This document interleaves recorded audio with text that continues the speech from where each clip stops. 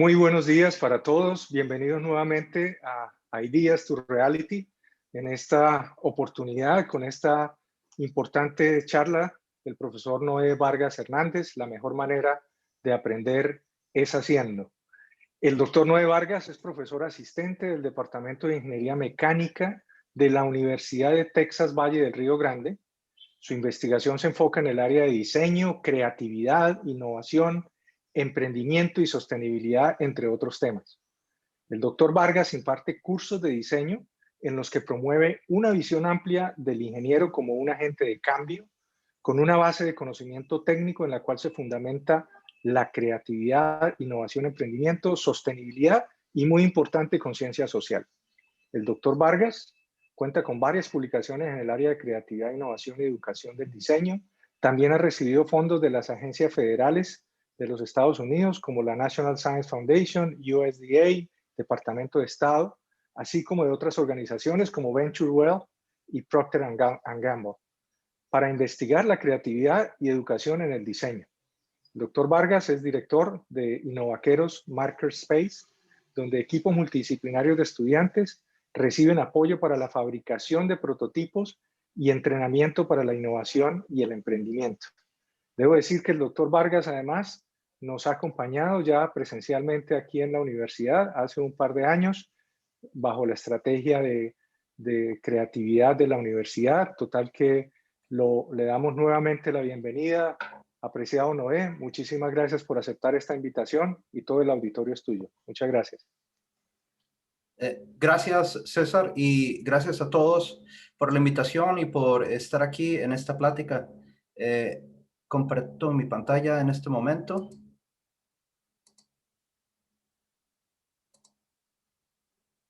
¿La pueden ver? Sí, listo. Sí. Otra vez, bienvenidos y gracias por la invitación. Me da mucho gusto estar hoy con ustedes. Y lo que quiero hacer hoy es compartir un poco de mi experiencia por medio de historias. Y lo que vamos a cubrir el día de hoy, hay un examen sorpresa. Sí, y es sorpresa, no lo esperaban. Voy a hablar un poco de historia acerca de mis antecedentes y cómo yo he evolucionado en esta área de diseño. Y les voy a contar algunas historias, algunos proyectos de este Innovaqueros Makerspace. ¿Qué es? ¿Por qué he estado trabajando en este proyecto de Innovaqueros Makerspace? Bueno, pues empecemos con el examen sorpresa. Les voy a mostrar una figura que la tienen que imaginar como vista desde arriba en una mesa y está hecha de fósforos. Y es posible que ustedes inmediatamente ya sepan la respuesta o porque la han visto antes, este es como un acertijo. Bueno, eso para algunos pues va a ser fácil de identificar, pero para otros de ustedes les va a tomar un poquito de tiempo. Les voy a explicar, les voy a mostrar la figura y les voy a explicar cuál es el acertijo aquí. Y después les voy a mostrar la respuesta.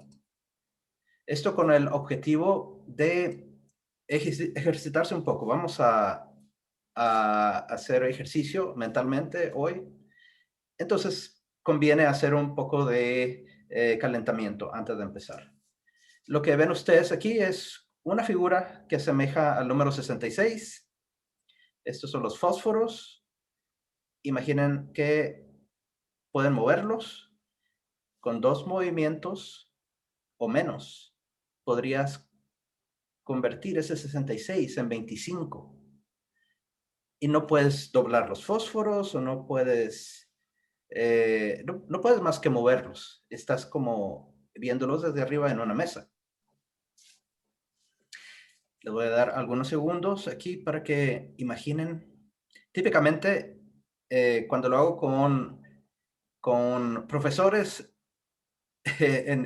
cuando tengo la oportunidad de mostrarlo a profesores, a veces no encuentran la respuesta. Lo curioso es que con estudiantes casi siempre se encuentra la respuesta. Algo curioso. Bueno, si alguno de ustedes dice, voy a mover uno de estos fósforos para convertir el 6 en 5, el número de la derecha. Entonces, desaparezco uno de estos fósforos, se convierte el 6 en un 5, pero todavía tenemos acá el 6, ¿cómo lo hago? Un 2. Bueno, espero que ya tengan su respuesta mentalmente. Y ahora les voy a mostrar, cuando menos una respuesta. No sé si hay otra, pero esta es una respuesta.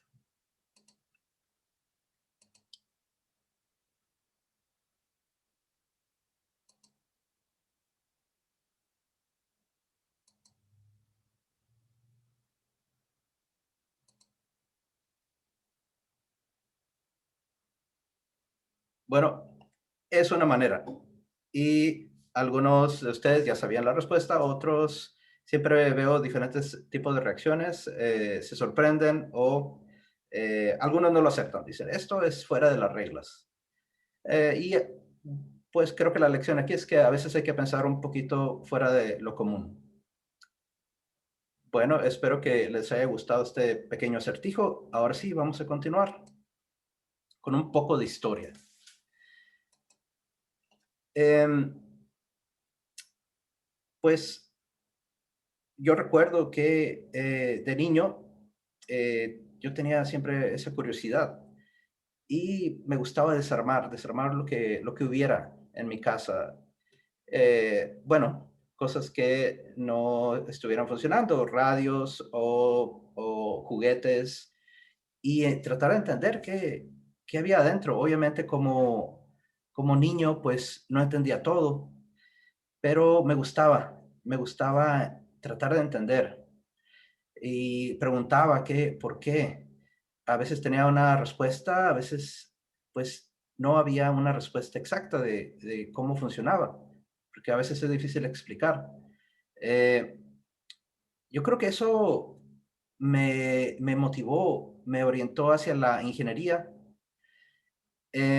Y eventualmente al estudiar ingeniería también me di cuenta que eh, una parte de esa creatividad se transforma en preocupación. Es la preocupación con justa razón de que los materiales fallan, de que los componentes deben tener cierta capacidad, de que el avión o el producto tiene que volar, tiene que funcionar. Y eso es muy importante, lo que aprendemos en ingeniería. Y sí, es una preocupación, pero también quita un poco o nos descuidamos un poco de esa creatividad, como que la hacemos un poco de lado. Entonces, ahora como profesor, yo tengo en mis manos esa función de mostrarles a los estudiantes cómo preocuparse, sí, por el desempeño de los materiales, la funcionalidad del producto, todo esto, pero también quiero rescatar ese lado creativo del estudiante. Cómo hacer ambos, cómo combinarlos. Y creo que para mí es un trabajo muy privilegiado el que tengo, que es ayudar al estudiante a descubrir su creatividad y mientras diseñan productos innovadores, porque tenemos una función como ingenieros que es el servir a la sociedad con nuestros productos. Un poco de historia y o necesito un mapa para mostrarles un poco de cómo ha sido esta historia. Yo soy originario de Mexicali, en la frontera con California, México, California. Del lado de México está Mexicali, cruzas la frontera de Estados Unidos, está Calexico. So, México, California, Mexicali, Calexico es California, México. Es algo muy interesante con estos nombres, estas dos ciudades hermanas. Eh, es el mismo valle, solo que está la frontera y es como una comunidad, una sola comunidad. Hay mucho intercambio, mucho flujo económico de personas. Hice mi licenciatura en CETIS Universidad, la cual tiene grandes proyectos, conexiones con la UNAV. De hecho, han firmado varios tratados y proyectos. no me sorprende. Siempre CETIS y UNAP tienen esto en común de siempre buscar maneras de colaborar y ser muy innovadores. Luego terminé mi licenciatura, trabajé en lo que ahora es Conexant, es compañía de semiconductores, Honeywell, en la área aeroespacial. Hay bastante industria que hace maquilas. Maquila significa que hace fabricación para otros países, pero también se ha desarrollado en México más acerca de lo que es desarrollo y diseño. Algo que tienen que saber de Mexicali, y si yo estoy en Mexicali y ustedes visitan, yo con mucho gusto los llevaría a comer comida china. Es algo curioso, pero la comida china es parte de la identidad de Mexicali. Eh, más que eso, es la comunidad. China es una historia interesante que no es de 10 años o 20 o 30 o 50, es hace un siglo, cuando migrantes que iban a Estados Unidos trabajaban en varias áreas, como la construcción del ferrocarril, y en algún momento los invitaron a salir del país cuando terminaron su trabajo. Es la acta de exclusión del gobierno de Estados Unidos. Y entonces esa población, muchos de China, originarios de China, fueron a varias partes de Latinoamérica. Por eso hay tantas comunidades chinas y asiáticas en Latinoamérica. Bueno, llegaron a Mexicali y allí fueron una parte muy importante de la comunidad. Por lo tanto, y ahora si visitan Mexicali, la comida china es algo parte de nuestra historia también, parte de la comunidad. Después fui a la Universidad de Leeds, en Inglaterra, a estudiar ingeniería mecánica, en particular diseño de producto. Fue una experiencia muy interesante cuando viajas a otro país. Luego regresé para estudiar más cerca de mi ciudad natal, en Arizona State, que queda cerca de Phoenix. Exactamente la ciudad de Tempe, como suburbio de Phoenix. Y allí me enfoqué de lo que es ingeniería mecánica, diseño mecánico, a enfocarme a la etapa conceptual. Y la etapa conceptual del diseño es básicamente cuando empiezas desde cero y dices, tengo necesidad de un producto, pero no tengo nada. ¿Dónde empiezo? Y ahí empieza la creatividad, empieza la definición del producto y generar ideas y conceptos. Después de esto, fui a trabajar como profesor a la Universidad de Texas en El Paso, que es una universidad hermana del sistema de Universidad de Texas. Es una universidad pública estatal.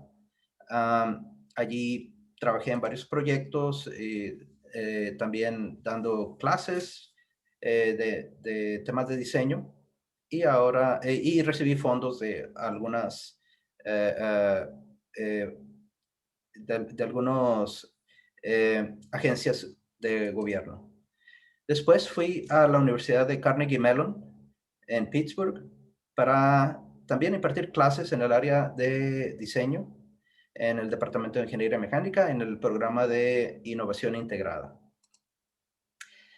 Y finalmente, ahora estoy en la Universidad de Texas, en Rio Grande Valley, precisamente cerca aquí de la esquina, que es donde se encuentra el Golfo y el estado de Texas y México. Y aquí estoy trabajando en enseñar a los estudiantes diseño y haciendo proyectos que les voy a contar a continuación.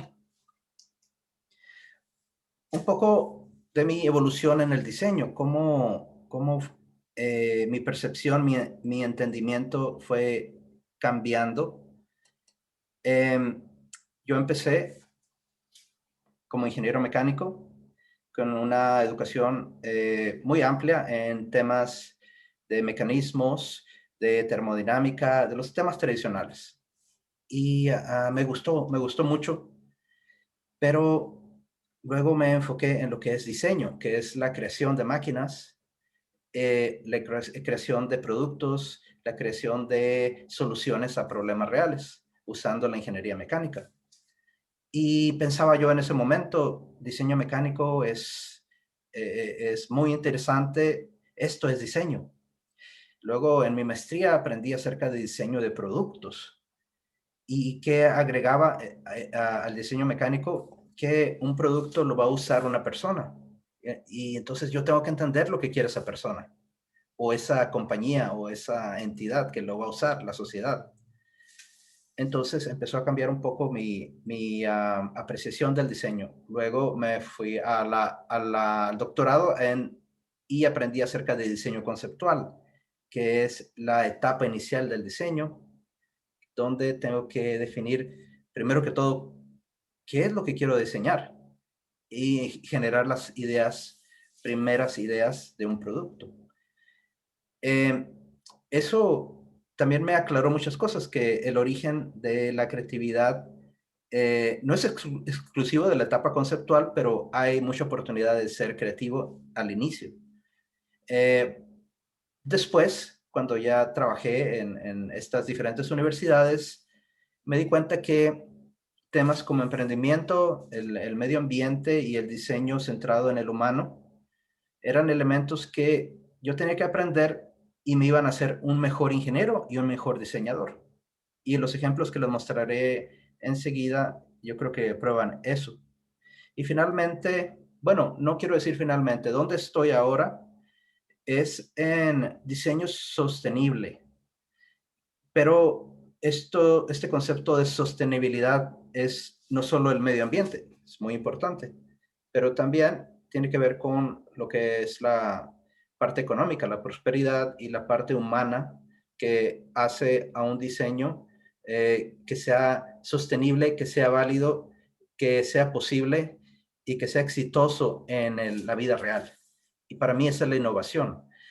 Yo le digo a mis estudiantes, los ingenieros somos muy creativos, podemos con una computadora encerrados en nuestra oficina diseñar máquinas maravillosas que posiblemente nadie ocupa, nadie necesita. Pero cuando entendemos el contexto de dónde va a vivir, a trabajar, a funcionar nuestra máquina en el mundo real, cuando entendemos que hay gente, que hay regulaciones, que hay el impacto al medio ambiente, cuestiones de impacto social y la parte económica y otros aspectos, cuando entendemos eso y lo aplicamos a nuestro diseño, nuestros productos son mucho más efectivos. Continuando un poco acerca de la historia, esta historia que yo he seguido, pues inicialmente mis publicaciones han sido en el área de creatividad, siempre enfocándome en cómo evaluar desde el punto de vista de ingeniería, cómo puedo evaluar estos métodos para generar ideas que los ingenieros usamos, cómo puedo medir la creatividad. Y he tenido mucha suerte, pues, ha sido, pienso que una coincidencia muy buena colaborar con investigadores y que hemos generado estas publicaciones que han sido seminales, que han sido un punto de referencia para otras publicaciones de alrededor del mundo, en verdad. Creo que esta investigación que hice inicialmente durante mi doctorado fue muy necesaria, ya era muy necesaria porque la creatividad se consideraba en ingeniería como una parte muy suave, que la ingeniería a veces mantenía una distancia. Pero nosotros lo que hicimos es tomar esa creatividad y encontrar una manera de conectarlo muy directamente con la ingeniería mecánica y decir, los ingenieros mecánicos tenemos dos herramientas muy importantes. La segunda es una computadora, pero la primera es esta. Entonces vale la pena entenderla. Vale la pena saber qué pasa con esto de la creatividad, cómo funciona, cuáles son los procesos cognitivos y cuáles son los métodos para generar ideas. Bueno, algunas patentes aquí en las que he trabajado. Les voy a mostrar solo una. Y les voy a mostrar ese proyecto de osteodistractor, que es básicamente un aparato para hacer los huesos, alargarlos en situaciones donde el paciente tiene un hueso más corto que el otro, hace falta que crezca. Eso es algo muy interesante. Esta es una de las patentes. Pero bueno, más acerca de algunos de estos proyectos les mostraré más adelante. Pero creo que este mundo de la propiedad intelectual, de las patentes, es muy interesante, pero a la vez es muy complicado. Pero hay que aprender. Cuando te das cuenta que las leyes no son muy intuitivas o no son muy justas, pero pues no tienes otra opción, tienes que entenderlo y tienes que seguir el proceso.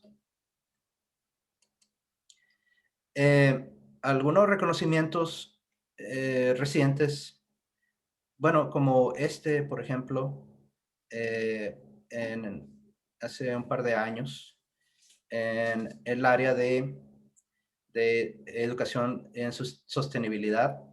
Es un premio a la excelencia para académicos y tuve el honor de recibir este premio y mi idea o mi argumento era que yo puedo enseñar diseño, yo puedo enseñar ingeniería, pero con este concepto de sostenibilidad e innovación.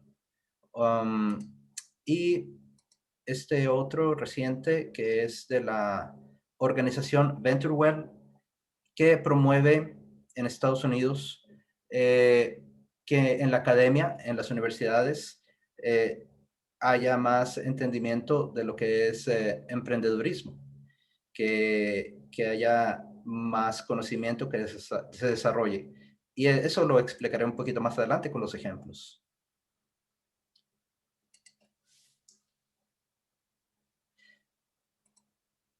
Como mencioné antes, pues he tenido la suerte, el honor de recibir fondos para algunos proyectos de estas diferentes organizaciones, organizaciones gubernamentales, pero también organizaciones privadas que apoyan el desarrollo del conocimiento, apoyan a los estudiantes.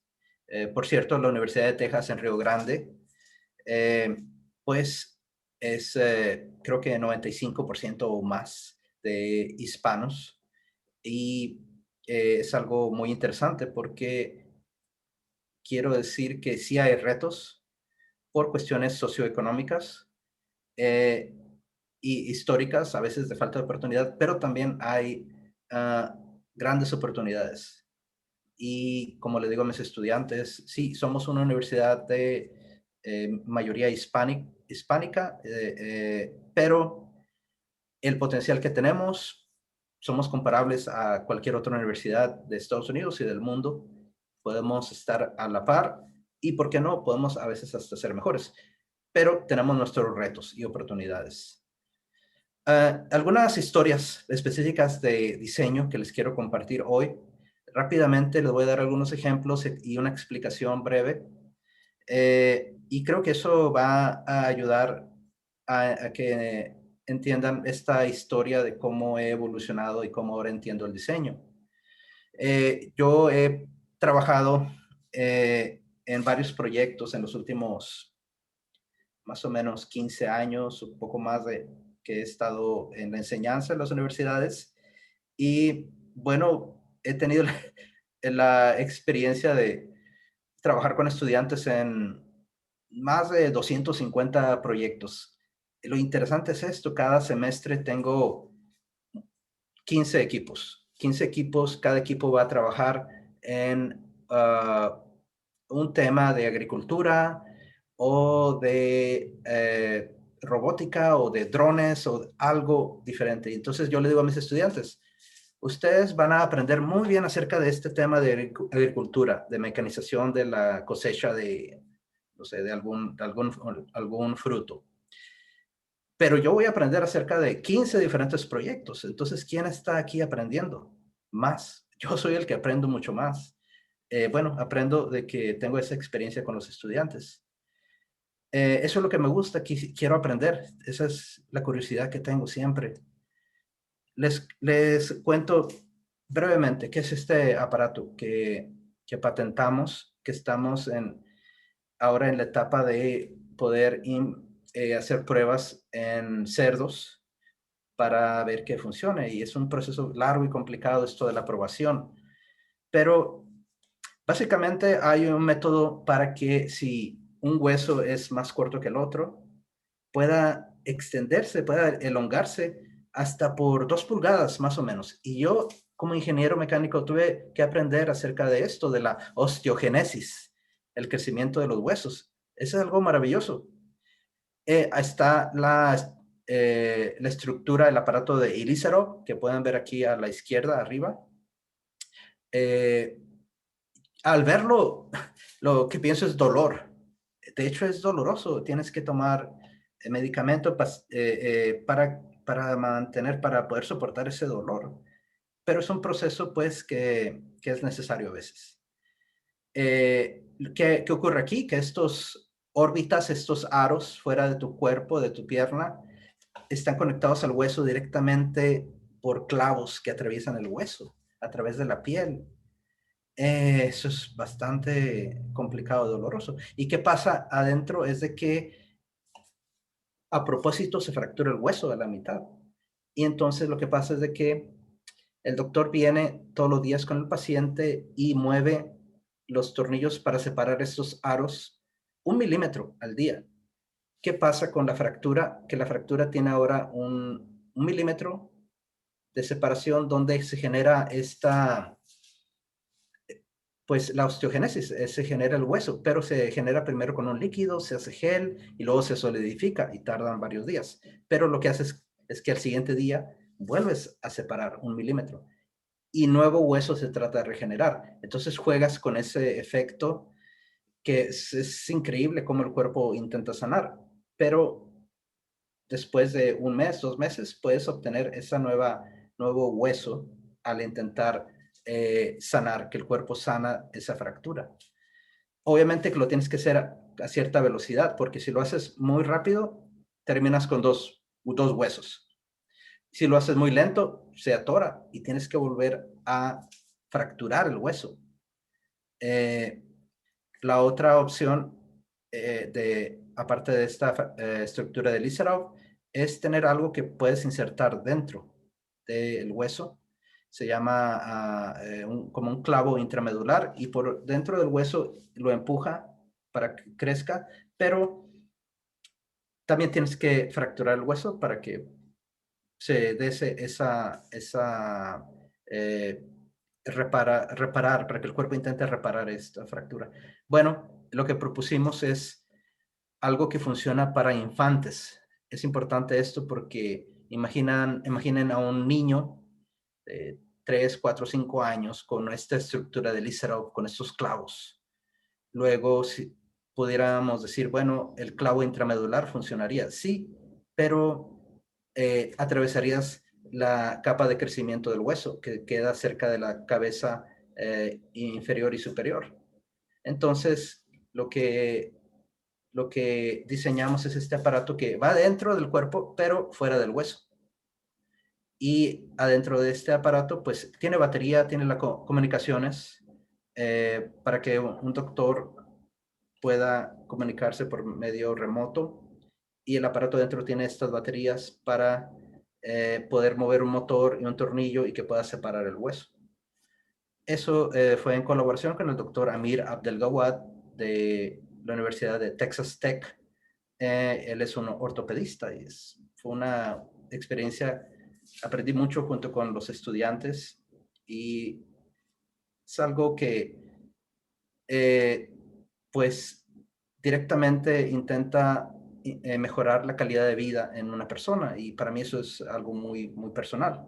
Siempre, posiblemente yo no pueda encontrar, no es mi área encontrar la cura del cáncer, yo sé que otras personas lo hacen, pero mi contribución es ayudarle a otra persona a que pueda caminar. Entonces, no sé, puede que sea algo un poco de esto del karma, pero esa es mi contribución. Otros ejemplos, rápidos ejemplos, sería, por ejemplo, hay una organización, LIMS International. Ellos son muy exitosos con el doctor Roger González, que lo podemos ver aquí en su foto, y tienen una rodilla prostética que es de muy bajo costo, cuesta alrededor de $20 y hay centros de fabricación y distribución en todos los continentes, de hecho, en África, en Asia, en Latinoamérica. Bueno, la colaboración que yo tuve con esta organización es de que rediseñamos, con mis estudiantes, rediseñamos esta rodilla. La rodilla funciona muy bien. Cuesta alrededor de $20, pero da una movilidad que te acerca casi a caminar naturalmente en un 80%, digamos. Para $20 creo que eso es muy, muy eficiente. Pero una cosa que hacía falta es poder hincarse con esta rodilla. ¿Por qué? Porque, bueno, para trabajo a veces se ocupa y también cuestiones sociales y religiosas, donde en algunas áreas es parte de la actividad diaria poder hincarse. Y lo que hicimos es rediseñarla sin quitarle ese funcionamiento principal que es poder ayudar a la persona a caminar casi normalmente. Y ahora con un clip, poder mover ese clip y ahora poder hincarse para lo que se necesite. Entonces, eso fue algo muy interesante y donde ahora estábamos considerando una realidad social, una necesidad social, porque para caminar el producto ya servía muy bien. Bueno, otra historia interesante de hecho empieza con el doctor William Head, que lo vemos aquí en la foto, es a la izquierda. Él es una persona con mucha experiencia, un ortopedista que tiene décadas de experiencia con implantes de cadera e implantes de rodilla. Y él tiene mucho éxito con otros productos relacionados con la ortopedia. Eh, y tenía esta idea, cómo después de la cirugía un paciente está en alto riesgo de tener esta trombosis, tener estas partículas en el flujo sanguíneo que pueden ir al cerebro, provocar embolia o a los pulmones, especialmente después de la cirugía. Pero con un ejercicio, con terapia, esto se puede prevenir. Con este ejemplo aquí a la izquierda, la dorsiflexión y la flexión plantar. Y hay aparatos que ayudan en esto.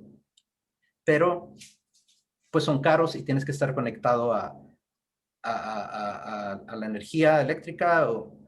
Y entonces la idea en la que estamos actualmente trabajando, y estamos en el proceso de patentar esto.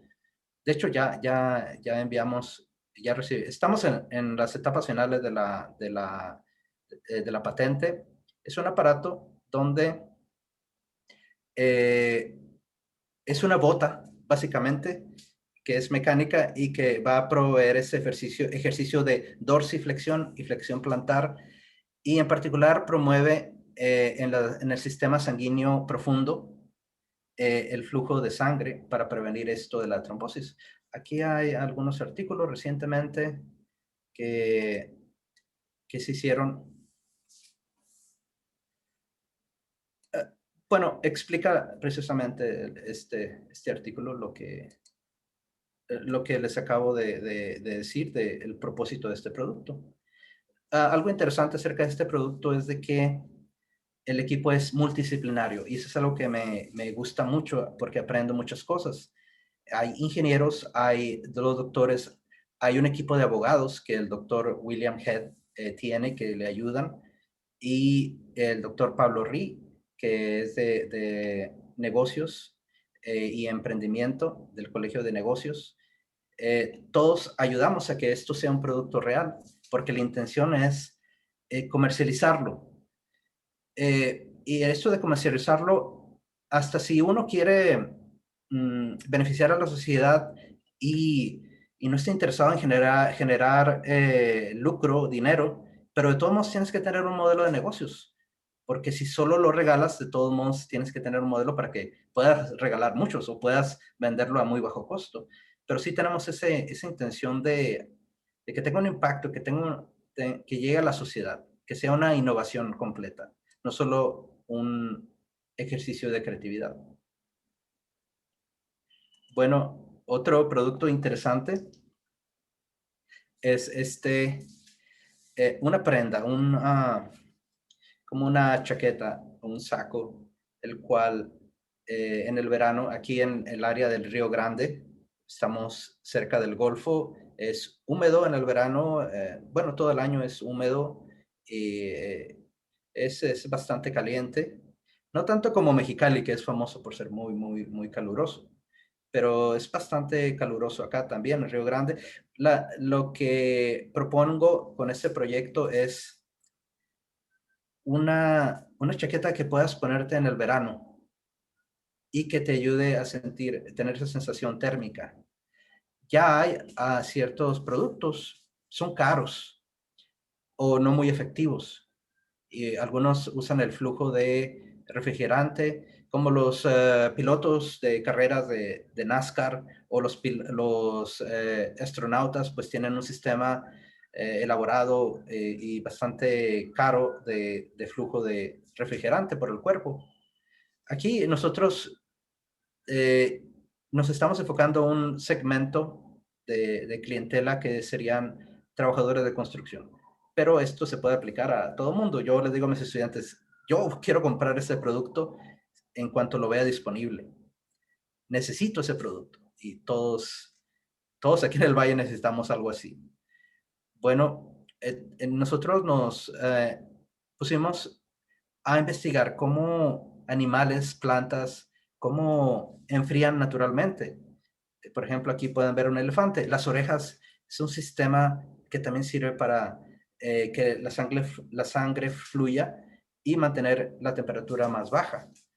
Aprendimos de eso y usamos el efecto termoeléctrico de enfriamiento de las celdas de Peltier. Y los estudiantes, cada semestre que trabajo con ellos, avanzamos más de poder llegar a un producto que podamos comercializar. Pero todavía no estamos allí debido a que la tecnología, por ejemplo, las baterías, pues pueden ser caras o muy pesadas o con poca capacidad. Si quieres las tres cosas, pues tienes que encontrar un balance. Pero es un producto que es muy práctico y que y para mí tiene mucho significado porque ayudaría a prevenir insolación o efectos de choque de térmico, choque de calor para trabajadores y otros posibles segmentos de clientes.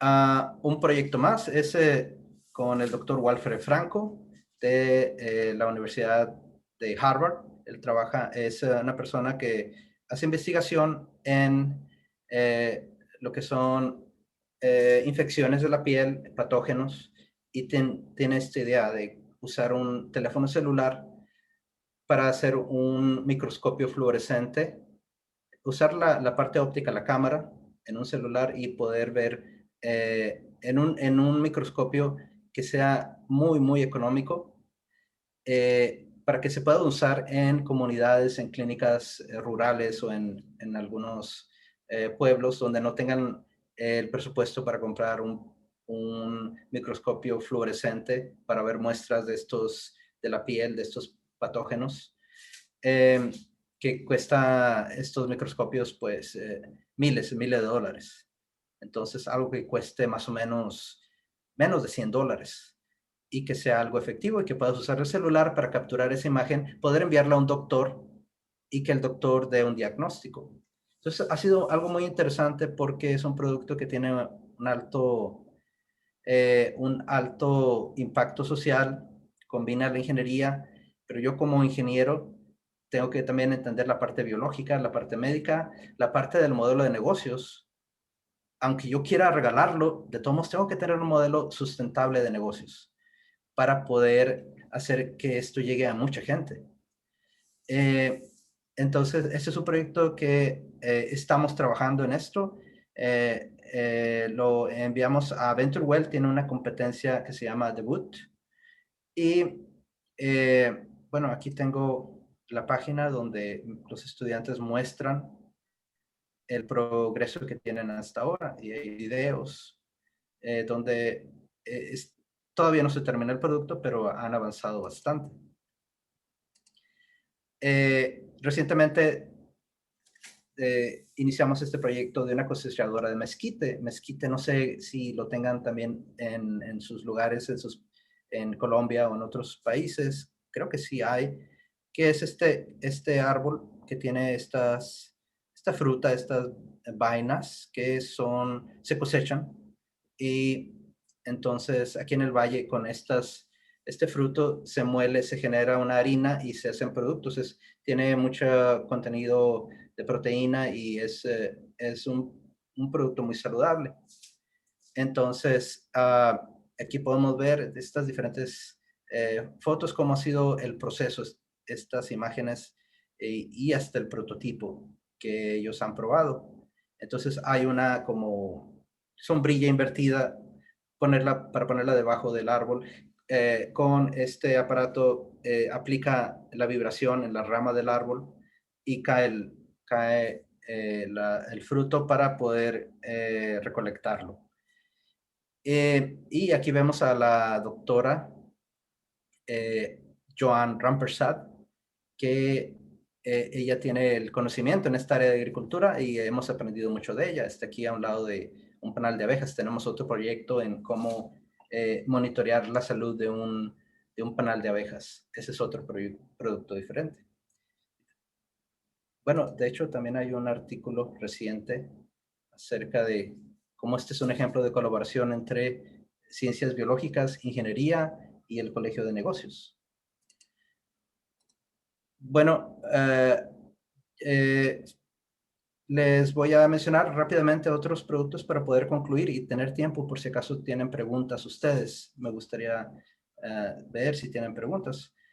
Recientemente, bueno, el año pasado, pues en algún momento pensé, ¿qué puedo yo hacer? ¿Qué puedo contribuir? Y con el doctor Maldonado, que lo vemos aquí, del colegio de la Escuela de Medicina, y Peter Mikolasky, que lo vemos aquí a la derecha, arriba, que es del departamento de teatro. El departamento de teatro tiene un taller de fabricación. Ellos estaban haciendo las batas desechables con material de plástico y otros productos, las mascarillas de tela, pero yo tengo impresoras en mi laboratorio. Entonces, colaboré con el departamento de teatro, mecánica, teatro, escuela de medicina, y fue algo muy interesante para proveerle a los hospitales locales con equipo de protección personal. Y yo al principio no sabía exactamente cómo, pero sabía que algo podía yo hacer. Eso me motivó a explorar diferentes tipos de productos. Como pueden ver aquí a la izquierda es una válvula de una máquina de un respirador. También en la óptica de la universidad, que provee servicio a la comunidad, también necesitaban acondicionar sus aparatos para poder el doctor está frente a ti, a esta distancia, cuando está haciendo el análisis de tus ojos, cómo hacer barreras, cómo ayudar para prevenir las infecciones.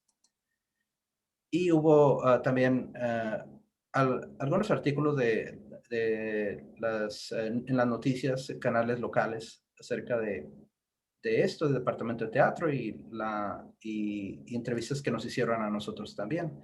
Aquí lo que quiero decir es que como ingenieros también tenemos una función importante en la sociedad y cómo ayudar en esta crisis, en esta pandemia. Finalmente les quiero contar rápidamente de que yo he creado un makerspace, un lugar para fabricación de prototipos que se llama Innovaqueros. En la universidad, la mascota de la universidad es este personaje, es el vaquero. Vaquero en español, vaquero, no cowboy. Es el vaquero como el que inició esto de los cowboys. Fueron en esta región la mezcla de nativos, de hispanos, de mexicanos y de americanos, de anglosajones, y eran los vaqueros. Luego se formaron, de ahí se derivaron los cowboys. Bueno, y la de innovación, por eso vaqueros. Lo que quiero decirles, si están interesados en esto de los makerspaces, es de que cada universidad tiene su makerspace y si lo ven aquí, cada universidad tiene como un sabor diferente.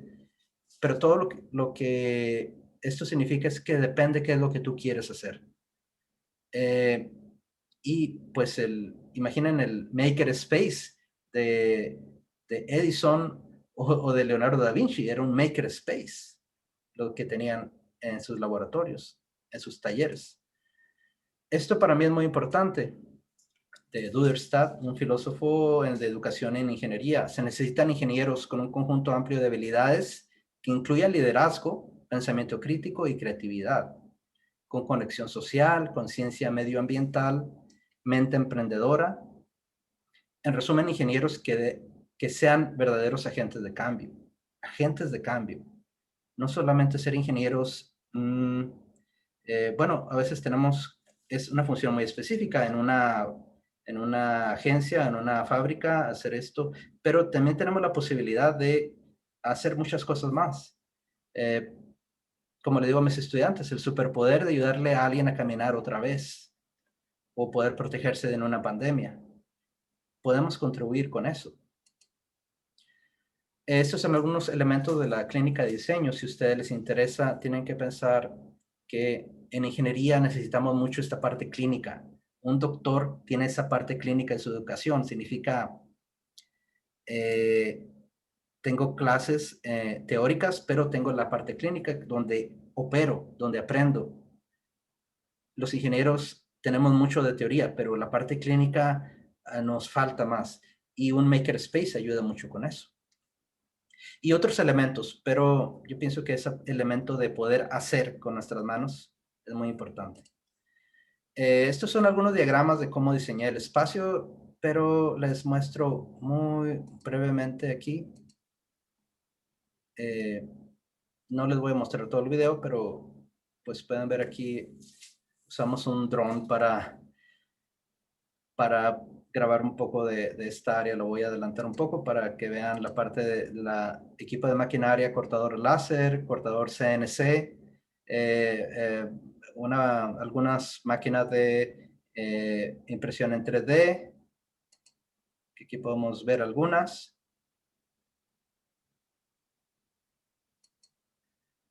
Bueno, y algunas otras fotos aquí.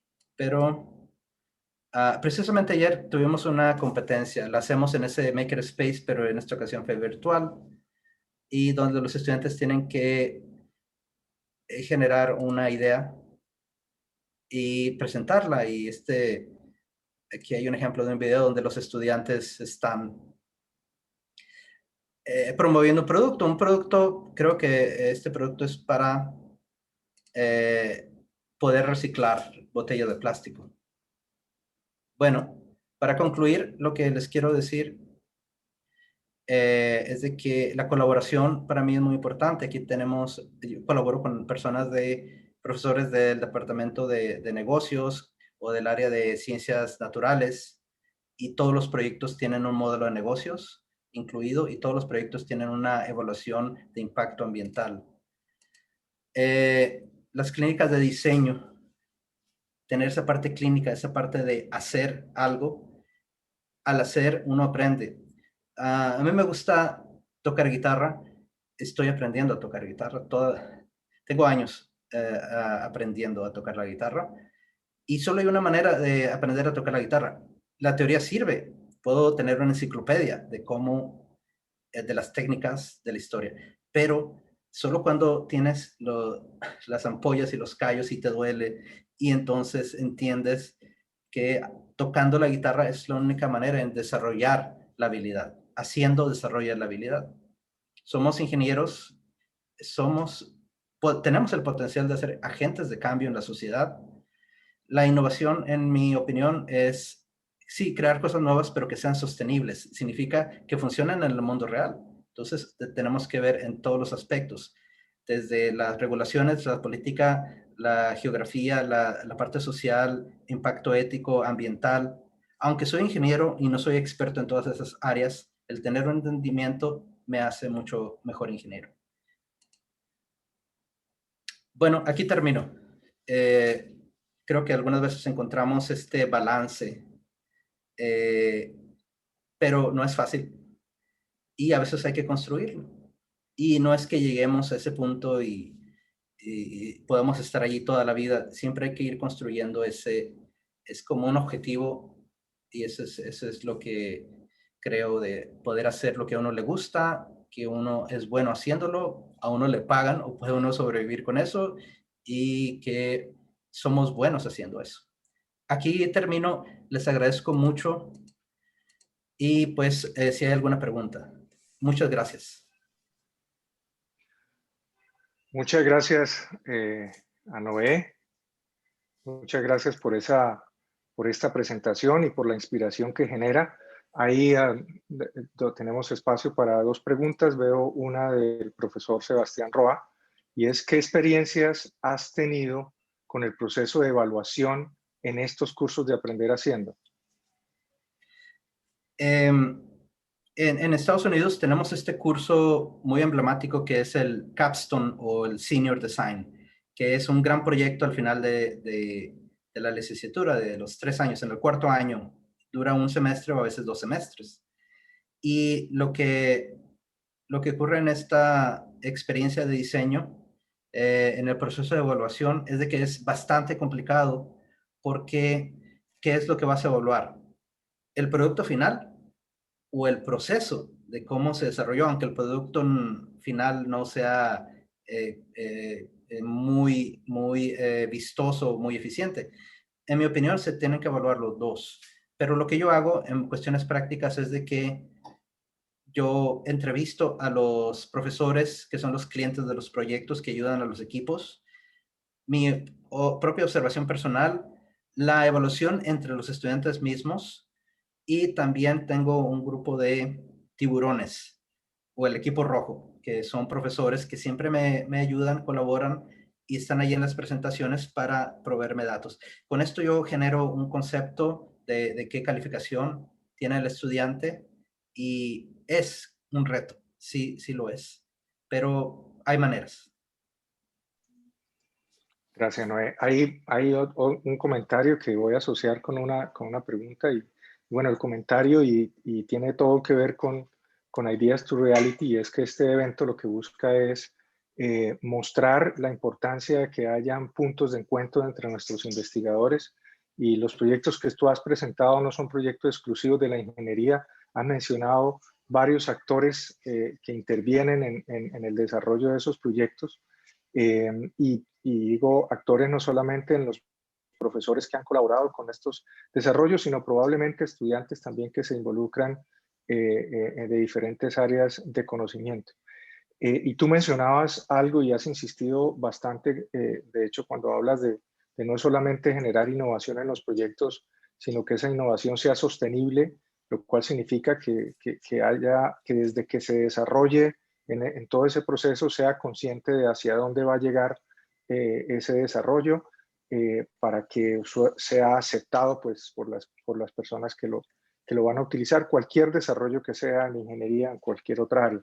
La inquietud tiene que ver con, tú mencionabas los profesores como investigador. Estás pensando en el tema del modelo de negocio, estás pensando en la transferencia de eso, que eso es algo que particularmente pues en universidades americanas o en universidades alrededor del mundo siempre se piensa que pues hay una unidad que se encarga de eso, que es la oficina Sí. de innovación o la oficina de transferencia.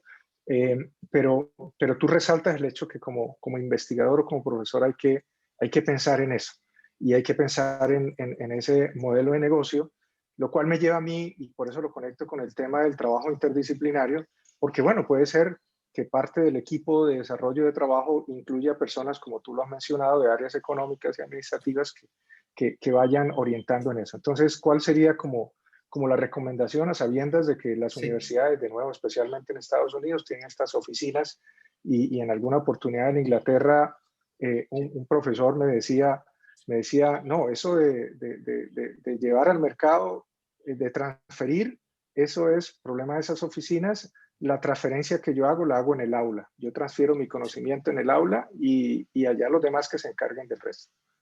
No sé, quisiera escuchar tu concepto. Muy brevemente, en resumen, en mi interpretación de esto es de que hay un espectro continuo de diferentes ingenieros que necesitamos, pero tradicionalmente nos hemos inclinado al ingeniero investigador, especialmente en Estados Unidos, la reputación más alta es quien hace trabajo en laboratorio y genera papers, publicaciones. Eso está muy bien, es nuevo conocimiento, pero ocupamos ingenieros que tengan otras formaciones, ingenieros que puedan conectar eso que es abstracto, que es conocimiento puro o más orientado a la ciencia, que pueda pasar el valle de la muerte, que se le llama conectarlo con la innovación y el mercado y hacerlo algo práctico. Entonces, nada en contra de los ingenieros que hacen más investigación en materiales, en nanomateriales o en termodinámica, sí, pero ocupamos más esta innovación, esta conexión, y que estos ingenieros también entiendan que ellos son parte de este continuo y de que el objetivo final no solo es el conocimiento por el conocimiento, es tener un impacto real en la sociedad con un producto que pueda sanar, que pueda mejorar, que pueda ahorrar, que pueda ayudarnos con el medio ambiente, etcétera. Perfecto, Noé. Muchísimas gracias nuevamente. 10:00. Muchas gracias de nuevo por la inspiración. Y bueno, quiero que sepan todos también que con Noé y con algunos profesores, como el profesor Sebastián y otras personas, estamos trabajando una propuesta 100K para someter también una idea innovadora de un curso innovador que implemente este tipo de cosas que ha mencionado Noé. Entonces, muchas gracias por colaborar con nuestra universidad y por tener ese espíritu siempre abierto a apoyar estas iniciativas. Gracias por la invitación y Muchas gracias gracias a a todos. todos. Bueno, que estén muy bien. Gracias.